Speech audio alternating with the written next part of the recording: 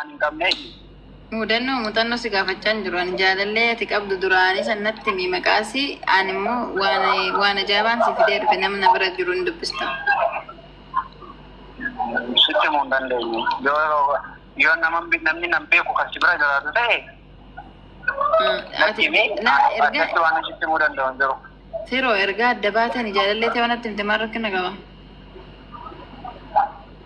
Jechuun ani umurii ijoollummaa keessaa qabee nama tokko lamaan wal bareera.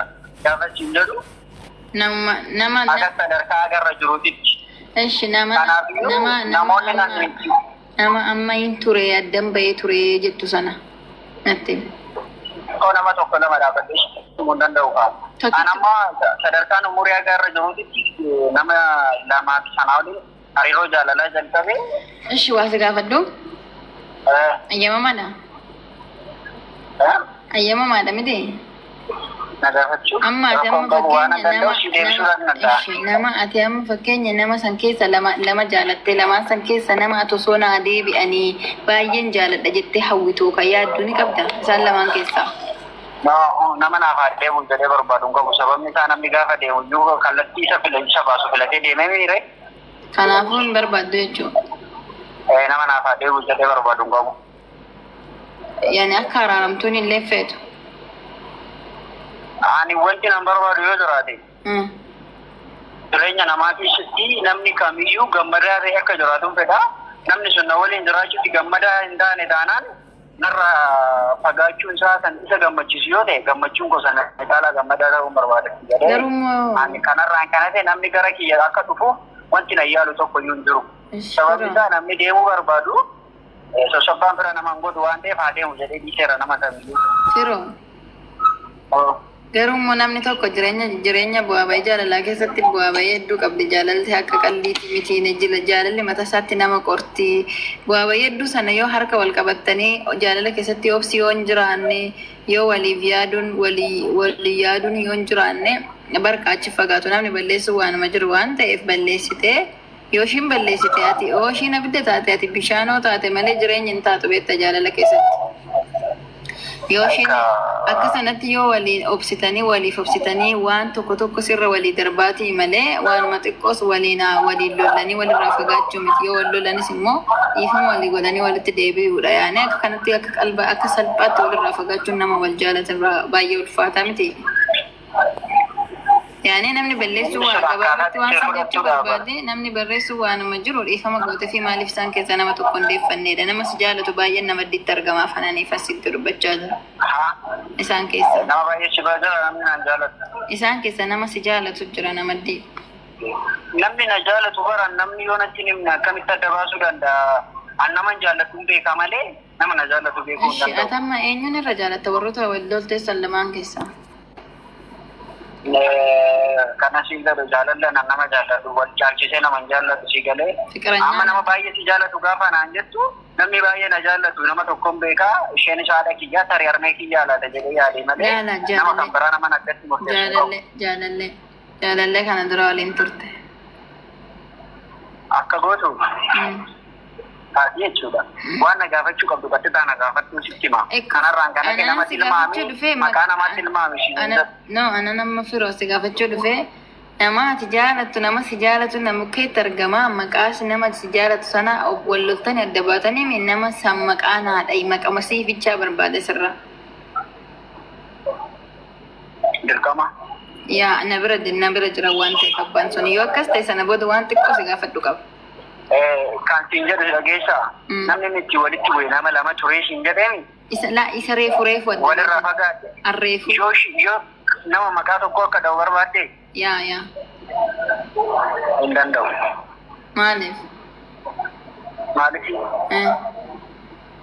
Ati ikkoo sooshaal miidiyaa irratti maxxansuuf ani immoo eebelu siin jechuu hin danda'u. Kanaafiyyuu walumaa gala waan na barbaadu yookaan karaa keessaa na haasofsiisu. Sana hundaa sitti hima. Kanarraa immoo wanta miidiyaa irra bahuuf waan tokko sitti mul'ata. Firoo bar waan biraa miti bar nama jaalattee adda baate san nama tokkicha dooftaa I think amma waliin hin jirtanii barbaayisoo saa kalas nama tokkicha abalu jetta warra arreefu adda baateen tan duraanii dhiisi namni barreeyyooti keessatti nama hedduu wajjin hin jiraachuu danda'a kan hin taane qaqqajaruu danda'a barsuun dirqama miti tokko dhufa. eenyu jettee mataa keenyaa? Ani maqaan koo Seenaa. Seenaa. Hmm. Ifamaa akkanatti taasisuu hin danda'u. Maquma isheenitti Maaliif akka ta'e beektaa? ishii maqaa isheenatti nimtu nama akka sii deebitu hin barbaaddu. Namni tokko akka sii deebi'u hin barbaaddu. Siin jedhee bar filannoo namaa kabajuu irratti ni argama laa yookiin ati na waliin jiraattu osoo taate si ta'e fedha kan kee nama kabajuudha. Namni sun si deebi'uu barbaada hoo? Nayyamtuufi? Namni sun si deebi'uu barbaada nayyamtuufi? Nama si deebi'uu barbaadu? Namni si na bira dhufuu barbaadu kallattumaan na quunnamu qaba malee karaa kee akka na quunnamu barbaadu. Maaliif kallattii karaa kanaan kun tamsaasni keenya karaa an jaalalaati waan ta'eef jaalala karaa ittiin walii ibsatan karaa ittiin wal qoran. Sitti beebar qormaata hedduun qoramee qormaata qorame shan keessaati qormaanni nyaata isaatti illee annaanta isaatti ta'an illee waan jiruuf qormaata biraan barbaadu. Ayyeeshi galatoomi. Ati amma garuu jireenya biraan jammarre? Maal jechuudha jireenya jiraachaa hin jiraan? Jireenya jechuun fiqiree jechuudha jaanii jaalala biraan jalqabne. Eegaalladda enkoostayi. Jechuun natti miyoo jalqabde soo jalqabuu baatte. Jireenya gama jaalalaa itti miti? Yaa. Hin jalqabne illee gara fuulduraallee hin jalqabu. Maal ibboo? Maaliif akka ta'e beektaa? Abdiin kutin akka kanattati. Maaliif abdii kan na kuchisiise abdii namarraa wanta abdii na kuchisiise yoo jiraate akka jiraa mitiree hariiroo biraa akka nuummanne abdii kutadheera nan kutee osoo hin taane siruman akka deebi'ee inni ijaaramnetti hin kukkute. Firoon ala geessaan akka obboleettii takkaatti si gorsu waa'ee jaalalaa kanarra waa xiqqoo waan beeku. Ani sirra beekatee miti garuu akka wallaalummaa keetti sitti hima. Namni jireenya isaa keessatti nama jaalatu tokko ni gaafa adda ba'e nama jaalatu san irraaffachuun itti ulfaatu malee amma ture malee ni irraaffata. Amma fedhe yoo ture iyyuu hin irraaffachuun isaan oolu. Gaafa irraaffatu sana immoo namni tokko deeme tokko isa wajjin deemuu hin qabu. Nama biraa wajjin hariiroo biraa jalqabuun kee dirqama. Dhaabbattee rafu dhaabbattee naftu jechuudha.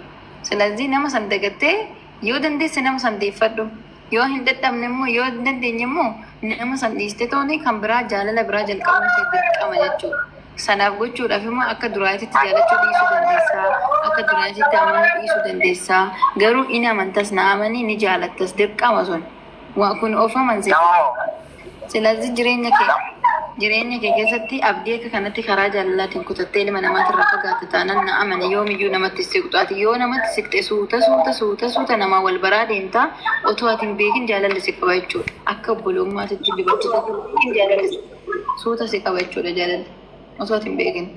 Silazii abdiin kutinaati ilma dhiiraa taate wantoota akkanaati irratti osoo abdii kutuu baattee ani akka dhaamsa kiyyaatti akka obboleettii takkaatti. Amma gotti keetu maal gochuu qabda naan jetti. Nama walitti ishee jaalallee nama baay'ee si jaalatu jira yoo dandeesse si sana walitti deebii dhaamsa kiyya. Baay'ee si jaalatti. Namni si waliin jiru yookaan namni akka ati naasofsiiftu si quunname kuni bilbila kiyyarraa achirraa argatteemi.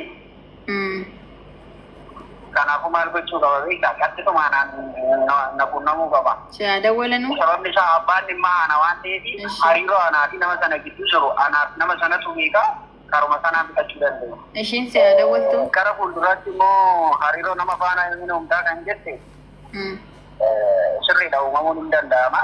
Garuu akka itti of namanne hin beekatu galee akkuma har'a jaalalli jiru hiriyaan kee har'a dhiigna kee boruu dhiigni kee boruu immoo hiriyaan kee har'a waan ta'eef jaalala keessatti akkuma jaalalli jiru jibbi jira. Ishi bakka siyaa dawwaltu miti amma eeyyamamaadha siifaa dawwaltu jalaa kaastamti. Naman beeku yoo ta'e. Fikiranyaa keetti siin jedhaa bara namni si dawwaluu barbaadu. Ayyee galatoome qophii amma gammaatitti na waliin godhaa turte hundumaa galatoome akka kanatti abdiin kutinee rabbii walitti sina araarsu ka'eera. Rabbiin sin jedhuutti nagaa buusee ishii jesi jaalattu sanallee qalbii ishii laafisee rabbiin nagaa sin jedhutti buusu rabbii sina araarsu. Ishi baa. Milto mucaa abdii kochisiiste sila mucaa maal goote sila kanatti. Hai waan baay'ee namoota beektaa TikTok kanarratti sababni akkaawuntii kiyya fudhate illee namootaaf maaliif koomentii barreessitaa jechuudha. Bakka jechuun kana jaalalleen kee tokko waan sirriitti jibbimaa gootaati. Waan kana hin godhin jennaan alaas isaaf jedhiituma dhiisi. Waan kana godhi jennaan godhi. Dhiirri tokko jireenya isaa keessatti boruu isaati yoo si barbaade har'a waan gootu keessatti si madaala deema. Waan ati har'a hin godhuu jettee toorra dabartee waan sana yoo goote inni naaf hin ajajamtu dhaarrumarra borummoo gaafa tidaarii keessa hin takkamuna gootedha kana yaada okkee. Waan jaalalleen kee hin godhis hin jenne dhaabi. Godhi waan kanu sirraa bareedami godhi. Oo hin jedhe godhi wallaahi. Waan isin jedhe dhiisiree koomentii ati sirma TikTok kana dhiisoo isin jedhe dhiisi gabaabaa TikTokin si fayyadu jireenya keeti TikTokin jireenya si ta'a bareeddu. Maal taateeti? Amma dhaqiitii waan itti balleessi dawwalii jedhee dawwalii fi mucaan abdii kutee jira dawwalii fi sossobadhuuti itti araarame. Kana booda garuu bareeddu wallaahi jechuudha namni kamiyyuu warra jirtan 2500 kuniyyuu wanta jaalalleen keessan dhiisisiin jedhan TikTokin jireenya siif hin ta'u. Wanti inni siin dhiisisiin jedhu ilmi dhiira waan tokko laaleetu waan sun badaa yoo ta'e dhiisisiin jedha. Dhiisi deem isa filadhu. Yeroo hundumaa jechuudha karaa maatii yoo hin ta'in maatirraan kan hafe amantaarraan kan hafe wanta tokko hiriyaan ta'e baddu yoo taate ishirraa fagaadhu yoo sin jedhe fagaadhu TikToka dhiisi yoo sin jedhe dhiisi Feesbuuka dhiisi suuraa kee hin postotin jireenya yoo barbaadde jaalala yoo barbaadde akkasii yoo akkana taane ajajamuuf hin dandeechu bormaan lagootedha kun jireenya isaa keessa yoo fudhatte akkas godha. amma nan koomentii kenne